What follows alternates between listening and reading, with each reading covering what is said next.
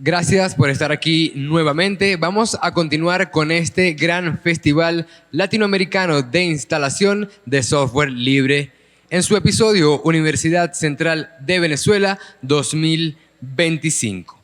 Mientras nuestra compañera Clisbert Gómez termina de desplegar QGIS en el laboratorio para mostrar la innovación geoespacial del código abierto al alcance de todos, aquí en el auditorio Tobías Láser en el FLISOL Caracas 2025 retomamos nuestras actividades con una ponencia que nos invita a reflexionar sobre las diferentes corrientes dentro de nuestro propio ecosistema. Junior Oscar Somoza nos propone explorar la relación a veces compleja, a veces complementaria entre el software libre y el código abierto, open source. ¿Serán amigos con derecho? Una charla que promete ser muy interesante y generar debate. Recibamos con un aplauso a Junior Somoza. Hola, muy buenos días. De verdad que, sí, mediodía. Aplaudo este espacio de creación de conocimiento colectivo. Un espacio donde convergen también diversos puntos de vista en torno al software libre. Sé que hay profesionales del derecho, informática, hackers, activistas, y todo esto converge y tienen un punto de vista en torno al tema del software libre y el open source. Mi ponencia la traigo a colación porque es importante conocer el tema de lo que implica la tecnología libre. Los aspectos, aunque no lo voy a abordar porque por el tiempo que no lo hago, aspectos políticos, aspectos jurídicos, aspectos técnicos, aspectos ideológicos que también cubren o tienen las tecnologías, a quién sirven las tecnologías. Entonces, mi ponencia hoy vamos a hablar un poco, quizás viendo si hay una dicotomía entre lo que es el software libre, la licencia GPL, la licencia pública general de GNU, propuesta desarrollada por la Free Software Foundation, liderada por Richard Stallman, y también lo que son las licencias open source o de código abierto. Vamos a pasearnos un poco sobre estos aspectos y mi propuesta es que generemos, posterior a esto, en otros espacios, el debate. Generemos mesas de trabajo donde estas mesas sean multidisciplinarias, donde hayan profesionales que tengan distintos puntos de vista, porque aquí lo que yo vengo a fomentar es la diversidad del conocimiento. De hecho,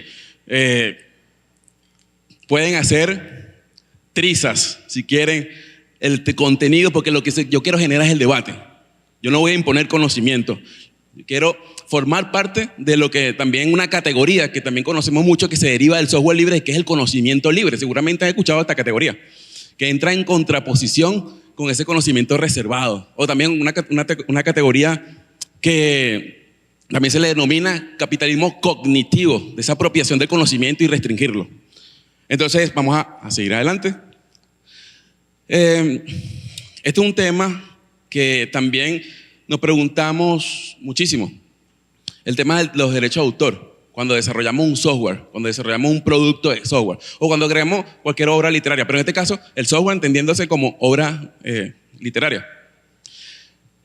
Primero, que los derechos son, estos derechos morales, cuando parten de una idea que las desarrollas, el derecho de autor, reconoce, son las obras que generas, que el proyecto como tal, luego del desarrollo de esta idea, hay un reconocimiento moral y un reconocimiento también que es inalienable, que es intrínseco, es innato del ser humano. Ahí tenemos un reconocimiento, en este caso de los creadores de software. Desarrollamos un proyecto, una línea de código en el derecho tradicional, en el derecho tradicional. Y que no es necesario registrarlo en el caso de Venezuela, ante el Sistema Autónomo de Propiedad Intelectual, que es el SAPI. Solamente sería, registrarlo sería para un carácter declarativo, para ante una situación de un conflicto, pudiésemos hablar sobre un plagio, en el derecho tradicional podemos resolver esa controversia por esta vía administrativa y por la vía penal, en el caso de plagio. No me voy a detener mucho en estas áreas. Pero es importante que se conozcan estos elementos sobre el derecho de autor, derechos morales, además también de otros derechos también que obtienes, el reconocimiento moral y también los derechos patrimoniales, o sea, la de explotar la obra. El caso del software, el modelo de software privativo funciona bajo esa lógica. Yo desarrollo un software, lo registro y solamente licencio el software para que ustedes lo puedan usar y restringido. Solamente no pueden ni estudiar, solamente un uso de este software. Lo cual no implica tampoco un costo. Puede haber versiones también software que llaman freeware. A veces tiende a confundir el software libre con el freeware, que es un software gratuito, pero que sigue siendo privativo. Entonces, a veces el software libre, como filosóficamente se habla, no es cuestión de precio. No lo niega que puedas venderlo, pero no es cuestión de precio, es un tema de libertad dentro del punto de vista filosófico. Los derechos patrimoniales permiten que el titular de los derechos obtengan compensación financiera por el uso de tus obras por terceros. Los derechos morales, lo que yo le he mencionado, protegen los intereses no patrimoniales del autor. Entre los ejemplos de derechos morales universalmente reconocidos están el derecho de reivindicar la paternidad de la obra y el derecho a oponerse a toda modificación de la obra que pueda perjudicar la reputación del creador. Derechos morales. En la mayoría de los países, muchos países, inclusive Venezuela, suscribieron el Tratado de Berna. Esto quiere decir que los derechos tienen también una categoría que son reconocidos a nivel mundial. Cuando, o sea, no solamente se limita a un territorio. Las obras tienen reconocimiento universal y es un derecho humano. El convenio de Berna en 1971 ya atribuía al software el carácter de obra literaria, argumentando que el software no es otra cosa que un texto escrito en un lenguaje especial mucho más sencillo que el utilizado cotidianamente por nosotros los humanos. En Estados Unidos, en Venezuela no ocurre esto, pero en Estados Unidos y otros países que no recuerdo, pero son pocos, que se puede patentar el software. Pero las obras literarias no son susceptibles a derechos de protección de autor en el caso de Venezuela. Pero en Estados Unidos existe la posibilidad de hacer patentes de software. Normalmente las patentes de software se dan a innovaciones, sobre todo diseños industriales. Pero vean lo curioso sobre esta situación. Ok. Las licencias son una especie de contrato. Las licencias son unos términos y condiciones de cómo el individuo, el creador original, cede los derechos, en este caso derechos patrimoniales, porque los derechos morales son inalienables. Yo no puedo renunciar a la creación de mi obra. El software, lo que hace Richard Stallman con esta propuesta de copyleft se da por contradicciones que se dan en el modelo. Inicialmente, cuando estudiamos la historia de los sistemas operativos, un recuento rápidamente, se dan sistemas operativos que inicialmente estaban basados en centros de investigación, el Instituto Tecnológico de Massachusetts, la Universidad de Berkeley. Estas desarrollaron un sistema operativo que fueron, no recuerdo actualmente el nombre, creo que es Multic, ¿sí? Pero después desarrollaron Unix. Fueron desarrollando Unix y licenciaron, prohibieron, hicieron una licencia, en este caso la Universidad de Berkeley, para de alguna manera permitir el uso de este sistema operativo en centros de investigaciones y universidades. Esto generó una contradicción. De verdad que yo cuando estaba investigando, estudiando, pensé que la contradicción única que existía era la de Richard Stallman con el driver que le negaron de la impresora. No sé si han escuchado que a Richard Stallman le negaron unos drivers para configurar un equipo y de allí partió el movimiento. Pero viene también tiene sus orígenes sobre este sistema operativo. Quisieron desarrollar un sistema operativo compatible con Unix que se llama GNU, que quizás ya conocerán que es una palabra recursiva que dice GNU no es Unix, la palabra new. Entonces más o menos un poco de historia con respecto a cuáles son esas contradicciones que se dieron, que partieron, que el software se licencia y se restringe el uso, y la necesidad entonces, de Richard Stallman, cuando genera este movimiento, es que el software libre debe ser un producto colaborativo. Debe ser, de hecho, él habla de las 4 libertades, las cuales se recogen en la licencia GPL. Es la libertad del uso, la libertad de copiar, redistribuir, modificar, estudiar el código. Son de forma sucinta son las libertades del software libre. Entonces, él propone una licencia, porque de alguna manera estos son aspectos filosóficos, pero debe jurídicamente generar condiciones para proteger, que se garantice que las obras derivadas, lo que son las incorporaciones significativas, también tengan reconocimiento estas personas que aportaron el código y que también sea más restrictiva. Cuando se habla de restrictiva, que es una licencia que evite que el código se vuelva privativo. O sea, que la licencia tiene acuerdos y términos, condiciones, que te señala que el software debe mantenerse, las obras derivadas deben ser libres también. La licencia pública general de GNU tiene como objetivo garantizar su libertad de compartir, modificar todas las versiones de un programa para asegurar que sigan siendo software libre para todo usuario. Cuando hablamos de software libre, nos referimos a libertad, no a precio. Todo esto está en el prólogo de la licencia pública general, la que fue liberada en el 2007, la GPL versión 3. Ahí podemos encontrar todo lo que es el prólogo de lo que implica los aspectos filosóficos que sostienen esta licencia. Ahora, estamos viendo que en el caso de la licencia GPL se sostiene sobre unas bases filosóficas de 4 libertades y que formalizaron en una licencia, en la licencia GPL, para garantizar que el software libre se mantenga totalmente libre y que un tercero no se apropiase de ese código y lo privatizara.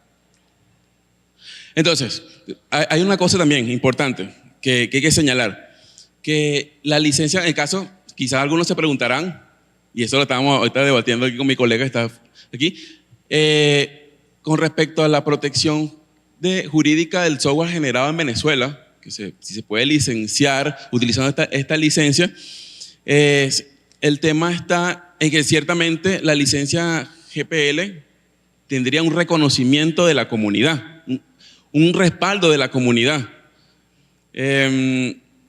Y que ante una situación jurídica que se presente de alguien que desarrolle un software y lo ponga a disposición de la comunidad, se pudiesen preconstituir pruebas en el caso de que primero lo hiciste público, ya la comunidad sabe que liberaste un código, sabe cómo generar una línea de tiempo, un precedente y que sea quizás sea ¿cómo se diría? Que es público y notorio, que también están los repositorios GitHub donde están alojados estos códigos que de alguna manera te dicen, mira, en la fecha tal, esta persona ya está hablando sobre este proyecto. Lo digo porque quizás se surjan preguntas con respecto a cuál es la relación de la GPL con la SAPI, con el Sistema Autónomo de Propiedad Intelectual. Yo no sé si por aquí está un exdirector del SAPI que invité, pero tengo entendido que bajo su gestión se está estimulando o promoviendo que los desarrolladores de software libre pudiesen, de alguna manera, utilizar el SAPI para licenciar este software. Una cosa que tengo que aclarar es que las licencias, tanto open source como GPL, utilizan copyright. De hecho, si ustedes se meten, porque el copyright no está reñido con esta licencia, es lo que Richard Stallman lo que plantea es darle una vuelta, si se puede utilizar el término, o se puede utilizar un término más informático, hackear una vulnerabilidad, pudiese decirse, del copyright o del derecho de autor. Es que como el derecho de autor te permite derechos exclusivos en la forma tradicional, con la licencia lo que hace es dar la lógica contraria, es que ese software siempre se mantenga libre, pero haciendo un reconocimiento. Entonces vemos que allí no hay una contradicción. El software libre no plantea que se desconozca el autor. El EPL quiere que se reconozca a los autores, los que van incorporando código, los que van haciendo modificaciones, pero que se mantenga siempre libre. Entonces, el software open source es un código diseñado de manera que sea accesible al público, todo pueden ver, modificar y distribuir el código de la forma que considere conveniente. No sé si alguien pueda identificar alguna contradicción entre lo que es la GPL y las licencias, porque hay muchas licencias open source. No sé si pueden encontrar alguna contradicción. Por eso es que no solamente se puede estudiar desde el punto de vista técnico, porque desde el punto de vista técnico pareciera que no hay una contradicción. Pero quizás lo podemos encontrar que el software libre prioriza a nivel filosófico la libertad del usuario. Y del open source se trata más de temas más prácticos, de que el software sea que garantice que ese software va a cumplir con las funciones. Fíjate que GPL hace dentro de su misma del desarrollo de la lógica jurídica, él te establece que los terceros, las personas que vayan a incorporar modificaciones, tienen que hacer esa observación, porque ellos no se puede dar garantía de que el software realmente, o sea, en resumidas palabras, quizás la GPL no garantiza el tema de la funcionalidad. Seguramente lo que no quiero confundir, pero filosóficamente no se enfoca en que las mayores garantías, porque lo que pasa es que está soportado por la comunidad, aunque la comunidad yo considero que un ejército de programadores son más eficientes que quizás un pequeño equipo de desarrolladores. Entonces, el open source lo que garantiza es más el tema que sea un software respaldado además por corporaciones, por empresas Big Tech, pero la funcionalidad. Entonces, allí hay la dicotomía pudiese decirse que hay una dicotomía entre estos dos modelos. Hay otros elementos también que se pudiese encontrar allí, que mientras el software libre de licencia GPL, el trabajo voluntario, también aquí puede ser también voluntario, que garantice las máximas libertades del código y del usuario. Eso también hay un tema de debate que quizás por ahí estaba comentando con Parra sobre esto. Pero pudiésemos luego, en otros espacios, hablar sobre el tema realmente si hay libertades allí del usuario. Del usuario. Pero entonces aquí lo que se prioriza es la libertad plena del software libre. En el caso de open source, lo que garantiza entonces los aspectos técnicos. Creo que estoy aquí. Bueno, aquí un poco más historia, aquí quien acuñó el tema del software libre. Vamos a ver, aquí rápidamente una tabla comparativa. El software libre cuenta con 4 libertades. La libertad, ya lo hablamos, la libertad de ejecutar el programa como se desee, la libertad de estudiar cómo funciona el programa, la libertad de redistribuir copias para ayudar a otros, la libertad de redistribuir copias en versiones modificadas a terceros. El open source ofrece acceso al código fuente, libertad de distribución y desarrollo en un enfoque, evitar monopolio de software propietario, no oculta la información. Y esto le dejo una pregunta ya para finalizar, porque quizás también confundimos que la libertad, cuando tenemos un software libre, un sistema operativo, imagínate un servidor en software libre, se tiende a confundir que la libertad del software libre que está en ese equipo pareciera que fuera de alguna manera extensivo para los datos que contienen. Y estos son los debates que también quiero que se lleven a sus hogares. Es que hay una situación reñida entre, esto es un debate, entre lo que es el principio, lo que se te viene levantando como política, que es el desarrollo de software libre, seguro y soberano, porque si se va a desarrollar software, no sé si sea software para proteger lo que es la seguridad del Estado, se va a recomendar entonces liberar código. Algunos técnicos dirán, sí, es importante que el código se mantenga libre y que esa vulnerabilidad de la comunidad la corrija, pero estaría entonces también hablando de un aspecto también de soberanía o de aspecto de reserva de la seguridad del Estado. Entonces encontramos a veces debate que tenemos que generar, porque el software libre, lo que quiero concluir con esto es que el software libre no lo es todo, sino que también hay temas que sirven para nosotros. Debemos adecuarla a nuestra realidad, adoptarla a nuestra soberanía, a nuestras particularidades, hasta también fomentar el desarrollo de una licencia derivada que se adecue en garantizar la libertad del usuario, pero también proteger la soberanía y la seguridad del Estado. Muchísimas gracias por acompañarme el día de hoy.